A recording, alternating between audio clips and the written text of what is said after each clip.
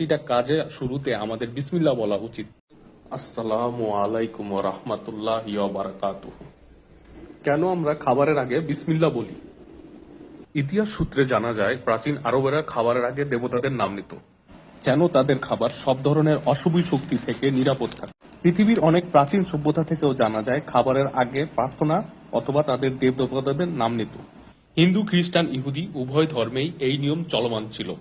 তবে বিশ্বনবী হযরত মুহাম্মদ সাল্লাল্লাহু আলাইহি ওয়াসাল্লাম এই নিয়মটিকে ইসলামিক আধ্যাত্মিক দৃষ্টিকোণ থেকে গ্রহণ করেন এবং এই নিয়মকে আরো শুদ্ধ করে তোলেন। সহিহ মুসলিম 2018 নং হাদিসে আল্লাহ রাসূল সাল্লাল্লাহু আলাইহি ওয়াসাল্লাম বলেছেন, যখন তোমাদের কেউ খাবার খেতে বসে সে যেন আল্লাহর নাম উচ্চারণ করে। যদি শুরুতে আল্লাহর নাম ভুলে যায় তবে সে বলুক বিসমিল্লাহি আউয়ালাহু ওয়া আখিরাহু। সহিহ মুসলিম কিতাবুল আশরিবা। এছাড়া আবু দাউদ হাদিস নং 3767 থেকে এসেছে এবং তিরমিজি হাদিস নং 1858 থেকে এসেছে। রাসূল সাল্লাল্লাহু আলাইহি ওয়াসাল্লাম বলেছেন, যদি তোমরা খাবারের সময় আল্লাহর নাম নাও তাহলে শয়তান তোমাদের খাবারের অংশ নেয় না, আর যদি খাবারের সময় আল্লাহর নাম না নাও তাহলে শয়তান তোমাদের খাবারের শরীক হয়।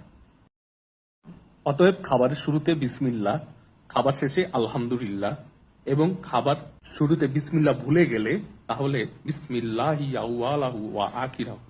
সুন্নত অনুযায়ী খাবারের সময় ডান হাত ব্যবহার করা, ছোট ছোট কামড়ে বেশি করে চিবিয়ে খাওয়া, অতিরিক্ত পেট ভরে খাওয়া এড়িয়ে চলা, তাড়াহুড়া করে খাবার না খাওয়া। ইসলামিক দৃষ্টিকোণ থেকে আমাদের এভাবে আমল করা উচিত। তাছাড়া শুধু খাবারে নয়, প্রতিটা কাজে শুরুতে আমাদের বিসমিল্লাহ বলা উচিত। এভাবে আমরা আমল করলে আমাদের ভাগ্য এবং আমাদের জীবনের সফলতা উন্নতি করতে পারবো। তাই বেশি বেশি ছোট ছোট আমল করে আমাদের জীবনটাকে সাজিয়ে রাখতে পারি। ভিডিওটা ভালো লাগলে প্লিজ সাবস্ক্রাইব করবেন।